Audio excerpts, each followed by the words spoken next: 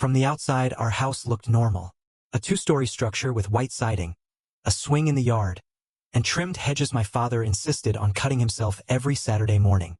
But inside, it was a different world, quiet, cold, and ruled by fear.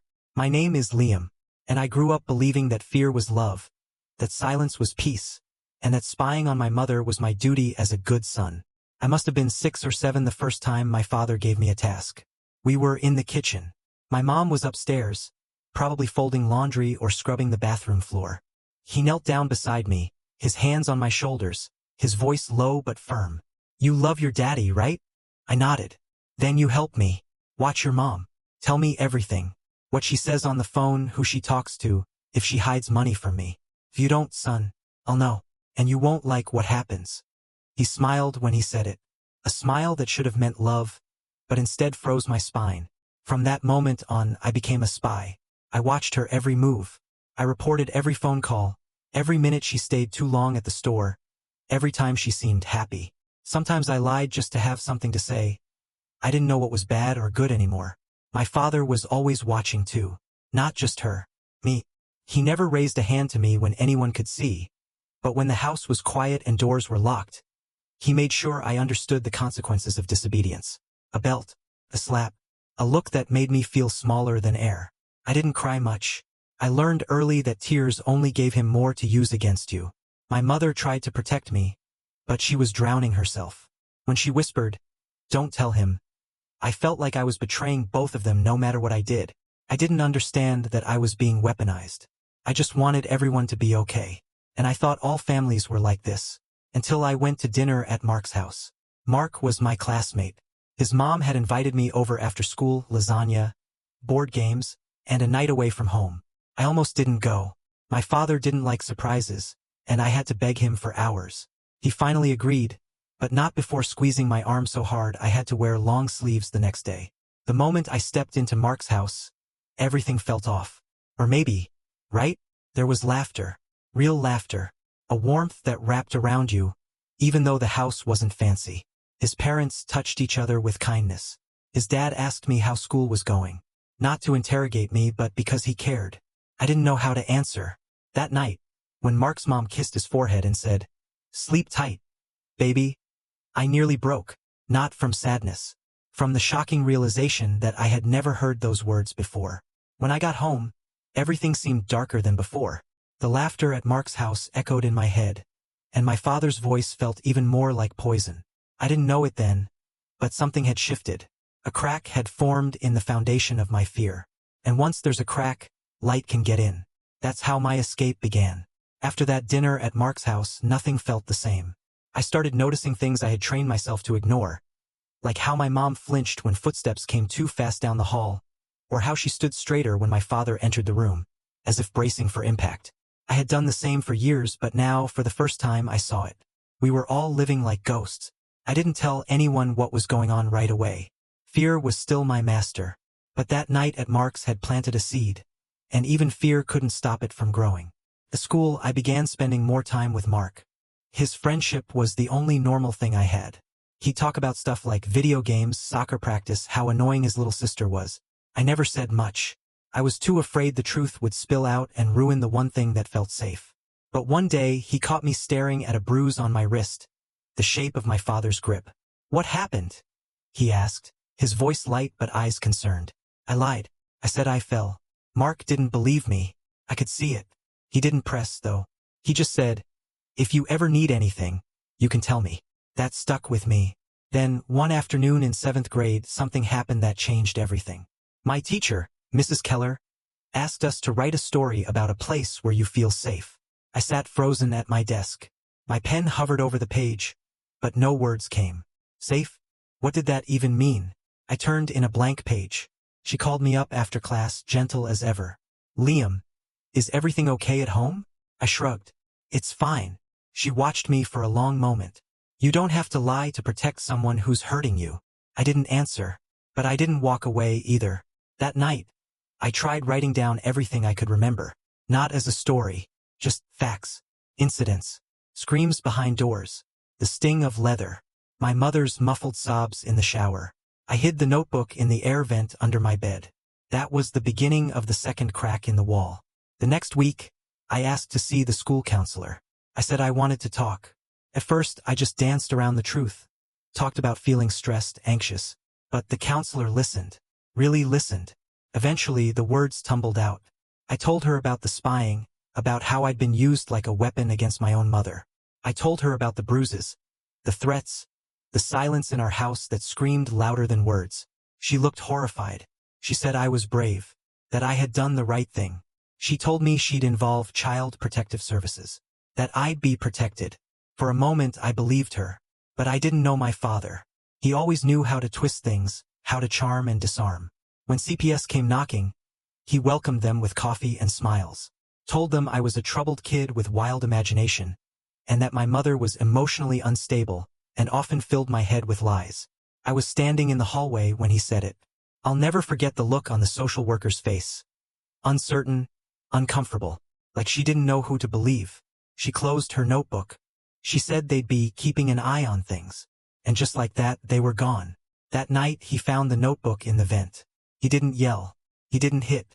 He just stood over me and said in a whisper, "I gave you everything. And this is how you repay me?" I didn't sleep for 2 nights. But I didn't stop. I started again, this time smarter. I began recording things. Quiet audio clips on an old iPod. Photos when he wasn't looking. I stopped trying to bring down the walls all at once. I started digging tunnels instead. But before the escape came the betrayal. Mark wanted to help. He told his parents what little I had shared. His mom called the school. His dad even offered to testify. But my father got to them first. He told the principal that Mark's family was manipulating me. That Mark was obsessed with me and trying to pull me away from my family. Lies. All of it. But adults believed him. Mark was transferred to another homeroom.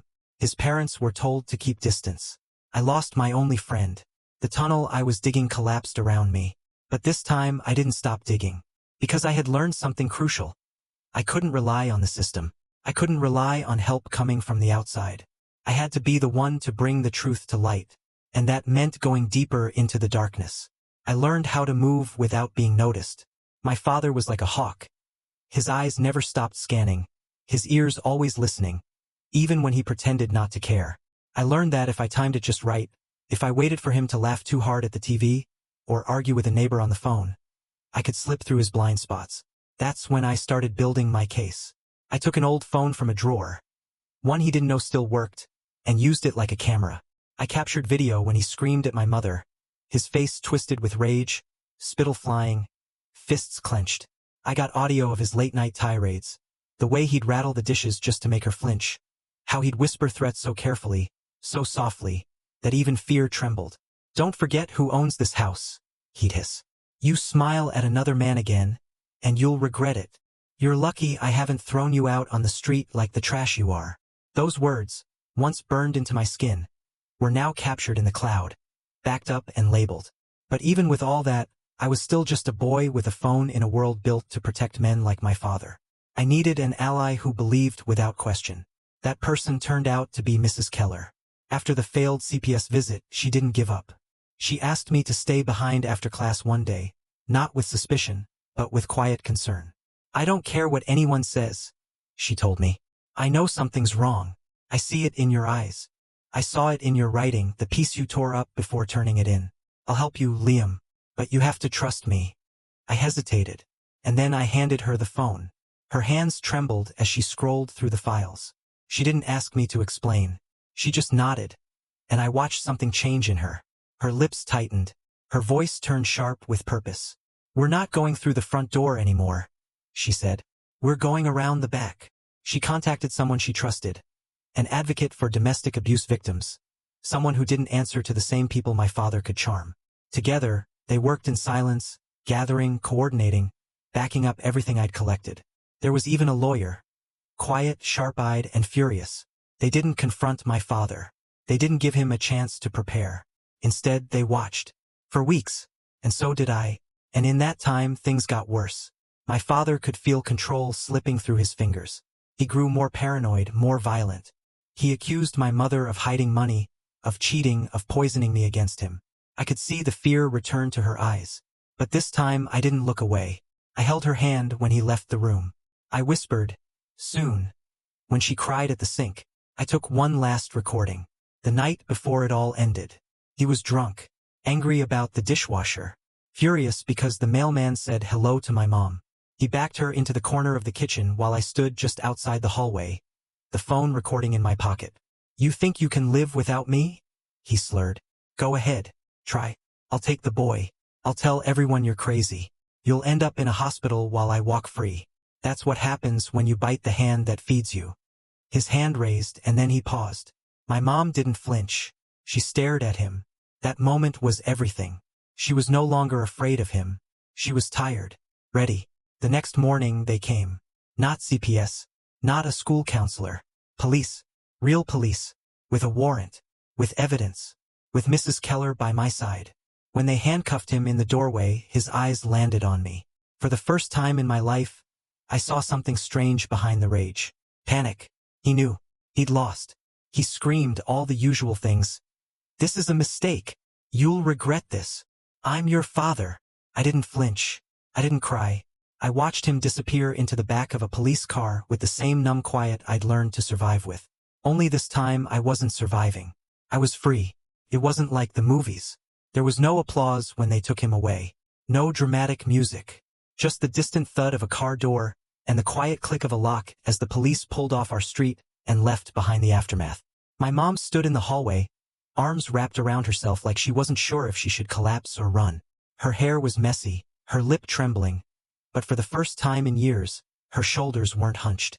The silence in the house wasn't heavy anymore. It was light, fragile, like the first breath after choking. I wanted to say something. "We're safe now. He's gone." But I didn't, because part of me still didn't believe it. We didn't sleep that first night. We just existed. She made tea and forgot to drink it. I sat on the couch, listening for footsteps that never came. Even the creaks in the walls felt different. Mrs. Keller checked on us the next morning. She brought groceries. Real food, fresh fruit, pasta, even ice cream. I hadn't realized how long it had been since we had a proper meal that wasn't carefully budgeted around his demands. "We'll help you," she said gently to my mom. "There's a women's center, therapy, legal aid, everything you need. You don't have to do this alone." My mother nodded, barely holding it together. But she didn't cry. Not then. Took weeks to untangle everything. Court hearings, protection orders, paperwork that never seemed to end. But the evidence, my recordings, the photos, my statements, they held.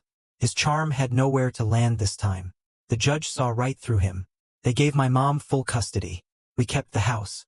He was barred from coming within 200 yards of either of us. It was over. But it didn't feel over. Not yet. Healing, I learned, doesn't happen the moment you're free. It's slow, uneven. You find yourself jumping at shadows, flinching when someone raises their voice, even if it's just on TV. But it does come, step by step. I started sleeping with the door open again. My mom started humming in the kitchen, like she used to when I was little. We got a dog. A little rescue mutt with crooked ears named Lucky. He barked at his own reflection, but he made us laugh. I started drawing again, things I hadn't done in years. And then, one day, I came home from school and saw my mom sitting at the dining table, surrounded by papers and textbooks. She looked up and smiled. "I'm going back to school," she said. "Social work. I want to help other women get out." That's when I knew we were finally building something real, something ours. But the past doesn't always stay buried. One evening, months later, I got a message request on social media. I hadn't spoken to him since the day my father poisoned everything between us. I opened the message. "Hey Liam, I don't know if you'll read this. I just wanted you to know. My parents told me everything. About what your dad did. I'm sorry I wasn't there. I should have believed you. If you ever want to talk, I'm still here." It hit me harder than I expected. I stared at the screen for a long time. Then I wrote back, "Thanks. That means more than you know." We met a week later. Older, different, but somehow the same. We talked for hours. I told him everything, really everything, and he listened without pity. Just support. He looked at me when I finished and said, "You were always brave, even when I didn't understand it." That night, for the first time in years, I slept straight through. But healing isn't the end of the story. Because just when we thought we'd put it all behind us, a letter came. No return address. Just my name on the front in handwriting I recognized instantly. Inside was a single sentence. You think you won, but I taught you how to survive. And just like that, the fear tried to come back. But this time I wasn't a child. I wasn't a spy. I wasn't his weapon. This time I was ready. The letter sat on the kitchen counter for hours. My mom didn't see it at first. I hadn't shown her. Something in me needed time to understand it, to face it, before I handed it over like some kind of emotional grenade. You think you won, but I taught you how to survive. 12 words. That's all it said. But they hit like a fist to the ribs. There was no signature, but I knew it was from him. My father's handwriting was burned into my memory. Those precise, slanted letters he used for grocery lists, chore charts, angry notes left on the fridge. I held the envelope up to the light. No return address. No postmark. Just dropped directly into our mailbox. Which meant he'd been close. Close enough to walk up to our front door. The restraining order hadn't stopped him. That night I couldn't eat. My mom noticed, of course. She always noticed. What's wrong? She asked softly, sitting across from me with a cup of tea. I pushed the envelope across the table. She didn't gasp. She didn't scream. She just stared at the words, reading them again and again. Her hand trembled slightly as she set the letter down, and then she got up and walked to the sink. She turned on the faucet and stood there, pretending to rinse a cup that was already clean. I'll call the police in the morning, she said. But I could hear the truth in her voice. He's still out there. That night, the air in our house changed. The quiet was no longer warm and safe. It was watchful, expectant, like the walls were holding their breath. I slept with a bat beside my bed. Not because I thought he'd come back that night, but because the fear he'd taught me wasn't gone. It had just evolved. The next day, the police took the letter and nodded through the report. They said all the right things. We'll keep an eye out. We'll notify the neighbors. Let us know if you see anything suspicious. But we'd heard all that before. And my father had always been good at slipping through cracks. So I decided to seal the cracks myself. I set up cameras, cheap ones, motion activated. I linked them to my phone. I started taking different routes home from school. I kept a journal again, logging cars I didn't recognize, faces that lingered too long near our street. Felt obsessive, paranoid, but it made me feel strong. For the first time, I wasn't reacting to his world. I was controlling mine. My mother saw what I was doing. She didn't stop me. She just started doing her own version, changing the locks, taking self-defense classes at the community center, carrying pepper spray on her keychain. We didn't talk about the letter again. We didn't have to. Then, 3 weeks later, something strange happened. I got another message. But this one wasn't a letter. It was an email from a name I didn't recognize. Subject line: You should know the truth about your father. The message was short. You don't know everything. He kept secrets even from you. Ask your mother about the summer of 2011. Ask her what really happened before the court case. Not everything was as it seemed. Attached was a photo, blurry, old. It showed my father standing in a park, laughing, but not alone. A woman stood beside him, and in her arms was a little boy. The timestamp on the photo said August 12, 2011. I was 9 that summer, and we never went to that park. In fact, I remembered that summer for a different reason, because my father had gone away for work for 3 weeks. My mother said he was in Chicago, but this photo wasn't taken in Chicago. It was our town. And that boy, he looked a lot like me. I confronted my mom the next night. We were sitting at the table again, our safe space. I pulled out my phone and showed her the email. Her face went pale the moment she saw it. Who sent this? She whispered. I don't know, I said. But they said you'd understand. They said there's more I don't know. She covered her mouth. Tears welled up. But not from fear. From guilt. I wanted to tell you, she whispered. So many times.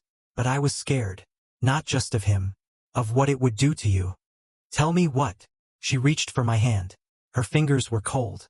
He had another son, Liam. Before you. Before me. He never told me until that summer. And when I found out, I tried to leave him. She took a breath that sounded like a gasp. And that's when the beatings really started. My mother's voice cracked when she said it. He had another son. The air between us felt like glass. Tense. Fragile. Seconds from shattering. My hands went cold. I stared at her, trying to piece it together. The emails, the photo, the lie I'd lived with for years. How old is he? I asked. I don't know, she said. He would be about a year or two older than you now. I never met the boy. I only saw a photo once. And he deleted it the same night. She paused, then added. And then he locked me in the bathroom. The truth came in waves after that. Not a flood. Not a clean confession.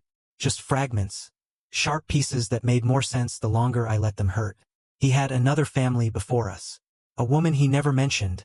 A child he never claimed publicly. He'd been seeing them in secret, financially supporting them, sometimes visiting under fake names. My mom only found out after stumbling across a receipt buried in a drawer. She confronted him, thinking it was an affair. Instead, she found a hidden life. And something in him snapped. That summer, the rules in our house changed. My mother told me now that it wasn't just the beatings that started after that discovery. It was the control, the obsession, the surveillance. And not just over her. Over me too. He started watching me differently. With suspicion. Possessiveness. I remembered it now. How that summer marked the end of birthday parties. Sleepovers. Laughter. He didn't just want a family anymore. He wanted ownership. And he got it.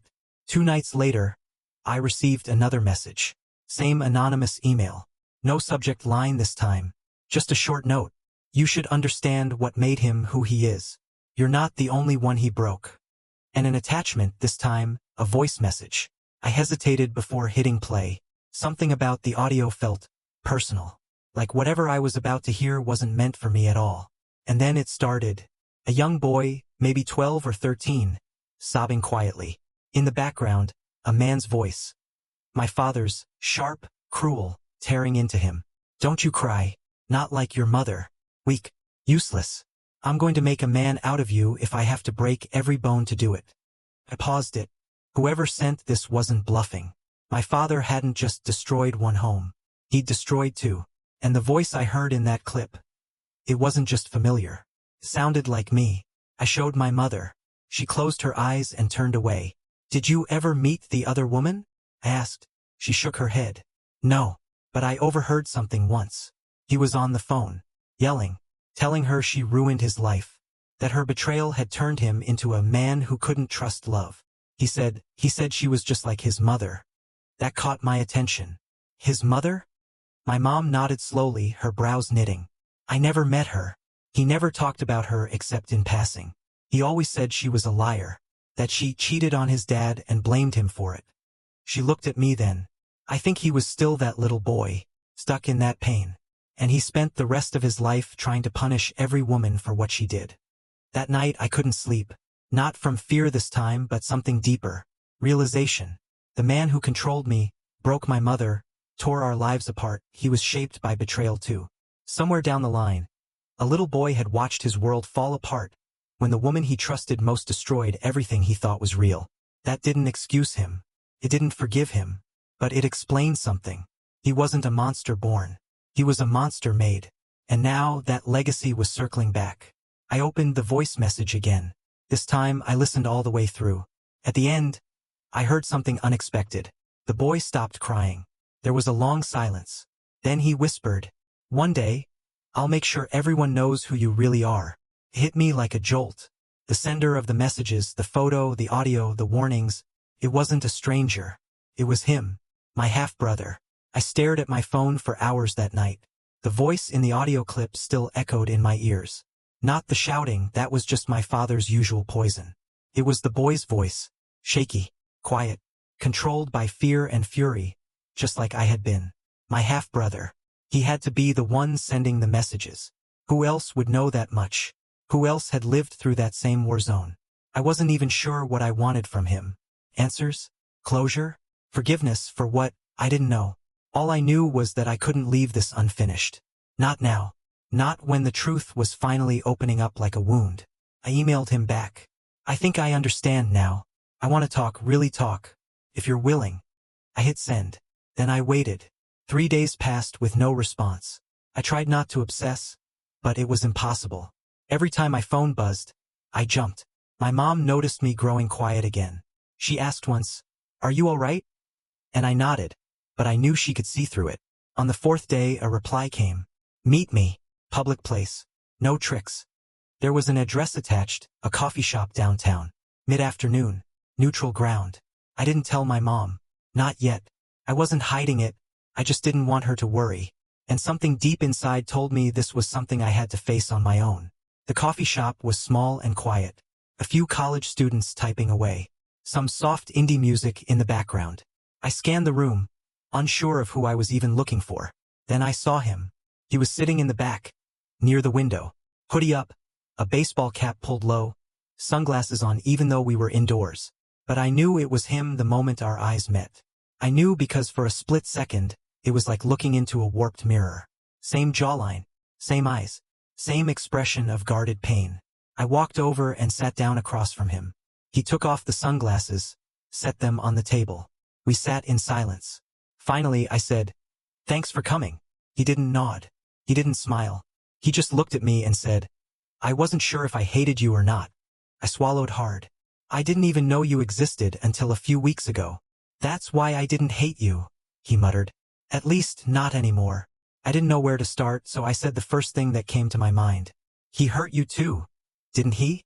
He let out a bitter laugh. "Hurt? That's putting it mildly." He told me things. Stories, bruises, locked closets, long lectures about loyalty and strength. A childhood under the same shadow I knew all too well. The difference was, when he tried to run, his mother vanished with him. No protection. No teacher. No advocate. "I've been in foster homes, shelters, even slept in a bus station once," he said. "All because I stood up to him. He said I was weak like my mother. He said boys like me don't survive." He looked up at me. "But I did." I nodded. "So did I." For the first time there was a flicker of something, recognition. Not friendship. Not yet. But shared survival. We talked for an hour. We didn't cry. We didn't hug. But we said what needed to be said. Then, as we were about to leave, he handed me something. An envelope. "I've been holding on to this," he said. "Thought about burning it. But maybe you should have it." I opened it later when I got home. Inside were 3 things. 1. A photo of our father as a teenager standing with an older woman, his mother. 2. A yellowed newspaper clipping. "Local man arrested in domestic disturbance. Charges dropped." 3. A handwritten letter from years ago. My father's writing. Addressed not to me or to my brother, but to his mother. "You made me this way. You broke everything. You cheated, you lied, and now everyone thinks I'm the problem. But I learned. I learned how to control what I can't trust. They'll never betray me the way you did." It was dated 1993, long before either of us was born. I sat on the edge of my bed and stared at the letter for a long time. My mom came in. I showed her everything, my meeting with my brother, the letter, the photo. I expected her to panic, to scold me for going without telling her. But she just sat beside me, took my hand, and said, "You did what he never could." "What do you mean?" "You faced the truth," she whispered. "He ran from it, buried it, and turned it into hate. But you faced it." Later that night, I messaged my half-brother again. "I don't know what comes next, but I'd like to keep talking. Maybe we both deserve to know what life feels like without him." He replied the next morning, "Yeah, maybe we do." I didn't expect it to feel like healing, but it did. Not all at once, not like some magical release, but gradually. Talking to my half-brother became part of my life, like a thread that had always been dangling and was finally being woven into place. We didn't talk every day, sometimes not for weeks, but when we did, it was honest.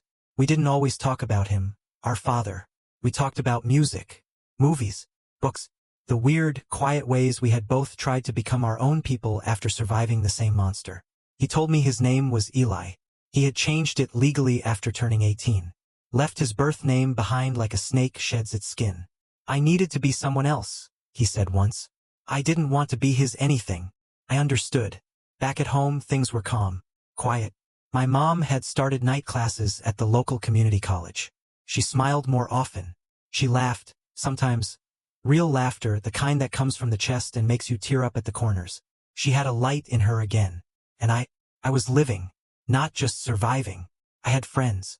I joined a local photography club. I started tutoring younger kids at school. The boy who once lived in fear of creaking floorboards and keys turning in locks had grown into someone I almost recognized in the mirror. But the past doesn't just vanish. It lingers. and sometimes it knocks again. It happened one morning, 8 months after our father's arrest. I came downstairs and saw the envelope on the kitchen table. No stamp, no address, just like before. My mom must have found it and left it for me. I picked it up slowly, hands cold with familiarity. Inside was a single sheet of paper. One sentence. Blood remembers, and it always finds a way back. No signature, no name, but it didn't need one. I dropped the letter and scanned the front yard from the window. Nothing. No one. I installed a new camera that night. I didn't tell my mom about the letter. Not yet. I didn't want to set off another wave of panic. Instead, I called Eli. He answered on the second ring. "You got one too?" he asked before I could say a word. His had come the same day. Different wording. Same message. "You ran. But I know what I created." It wasn't just a threat. It was a promise. I went to the police. Again. They took my report. Again. Said the usual things: "We'll monitor. We'll update the restraining order. We'll follow up if anything escalates." But I saw it in their eyes: no concrete proof, no real action. And that's when Eli and I made a decision. We were done waiting to be hunted. We started digging. We went through public records, court documents, old news reports. I even called one of my father's former coworkers, someone I remembered from my childhood. Quiet, kind, and always slightly afraid of him. He told me something that chilled me. He used to talk about legacy, the man said. He said the world was too soft, that real men built their legacy in blood and silence. I didn't understand it at the time, but now, it makes sense. Legacy. That word wouldn't leave my mind. It followed me through the week like a shadow, until Eli called again, voice sharp, urgent. "You need to see this," he said. He sent me a link to a property record. A small parcel of land outside town, registered 2 years before our father's arrest. Not in his name, but in his mother's. She was long dead. It was a name no one would think to check. Except Eli. There was a structure on the land, listed only as storage. We looked up satellite images, and what we saw sent a bolt of cold down my spine. It wasn't just a shed. It was a bunker. We went together. A friend of Eli's drove us. We didn't tell our mom. We didn't tell the cops. We just needed to see it for ourselves. Needed to know if the ghost we feared had flesh again. The property was surrounded by brush and wire fencing. There were no trespassing signs, faded and peeling. The shed, if you could call it that, was cement reinforced. A steel door at the front. Locked. But Eli, ever prepared, had brought bolt cutters. Inside it was dark. Cold. Smelled like old wood, mildew and oil. We found a cot. Canned food. A desk. And a notebook. Worn leather cover. Pages filled with scratchy, slanted handwriting. Our father's. We read in silence. Plans. Thoughts. Ramblings. And then one line that stood out among the chaos. "They think it's over. But this time I'll disappear properly. And when I return, they'll remember who made them." Eli turned to me, face pale. "He's not in prison anymore," he said. I shook my head. "No," I whispered. "He escaped." We didn't sleep that night. After finding the bunker, Eli and I drove back in silence, the notebook resting between us like a bomb that had already gone off. I kept glancing at the road signs, feeling every mile stretch like a warning. My chest ached. Not just with fear, but with guilt. I hadn't told my mother. She was home, alone, and he was out there. When we pulled into the driveway, I bolted out of the car and ran up the steps, calling her name. No answer. I threw the door open. "Mom!" Still nothing. Panic clawed at my throat. Then she stepped out of the hallway, holding a laundry basket. "Liam?" she said. "What's wrong?" I nearly collapsed with relief. But I couldn't waste time. "He's not in prison," I said, almost out of breath. "He escaped. Months ago. He built a place. He's been planning something. We found it. We have proof." Her face drained of color. The basket slipped from her hands, socks and shirts spilling across the floor like spilled memories. She sat down slowly, like her knees forgot how to hold her. "Are you sure?" she whispered. I nodded. "I need to call the police," she said, reaching for her phone. Eli put a hand on her shoulder. "Make sure they know he's not coming back as a man. He's coming back as a ghost. One who wants to finish what he started." The authorities took us seriously this time. We handed over the notebook, the photos, the location, everything. The police arrived at the bunker within hours. Inside, they found evidence he'd been living there for weeks, maybe longer. Maps of our town. Photos of our house. Notes scribbled about my mom's class schedule. The layout of our neighborhood. Even a list of names. My mom's. Eli's. Next to each name was a date. Tomorrow. The house was placed under surveillance. Officers took shifts watching from parked cars. My mom and I were moved to a safe house in another part of town. Eli came with us. But the air was tight. We all knew. This wasn't over. He had vanished once. He could do it again. And if he came now, we wouldn't get a second chance. The twist came the next morning. I woke to the sound of my mom gasping in the next room. She was staring at her phone. He had sent her a message. Just 3 words. Check your mailbox. The safe house mailbox. The one outside this house. Somehow he'd already found us. Eli and I ran outside with one of the officers, who opened the box with gloved hands. Inside was a flash drive, labeled in permanent marker. For my boys. They took it to the precinct, scanned it immediately. No malware, just one video file. We watched it in a dimly lit room, with the sheriff beside us. There he was, our father, in a dark room, lit by a single hanging bulb. Older, unshaven, wild-eyed, but smiling. That same smile he used to wear after he twisted the truth into something unrecognizable. He looked straight into the camera. You two were my greatest lessons. You taught me how deep the roots of betrayal go. You taught me how to live through pain and how to pass it on. But don't worry, I'm done teaching. This is my final lesson. I was never running. I was hunting. Then the screen went black. We waited, breathless. Then came the final slide, white letters on black screen. I'll never stop watching. But you won't see me again. That's your reward. You lived. You broke free. But you'll never stop hearing my footsteps in the dark. That was 10 months ago. They never found him. They searched the bunker again. Searched every known alias, every old address. Nothing. It was like he vanished off the face of the earth. But we don't live in fear anymore. We live in awareness. There's a difference. We have motion sensors, backup plans, community. Eli moved in with us. He and my mom have built something strange but comforting. Like a family formed from the rubble of war. I started college last month. Studying criminal psychology. Not to chase ghosts, but to understand how to stop new ones from being born. Eli's taking online classes too. He wants to work with survivors of abuse. We carry him with us, our father, not in love, not in fear. In awareness. Because monsters don't always hide in closets. Sometimes they hide in memories. And we made peace with ours not by forgetting him, but by refusing to become him.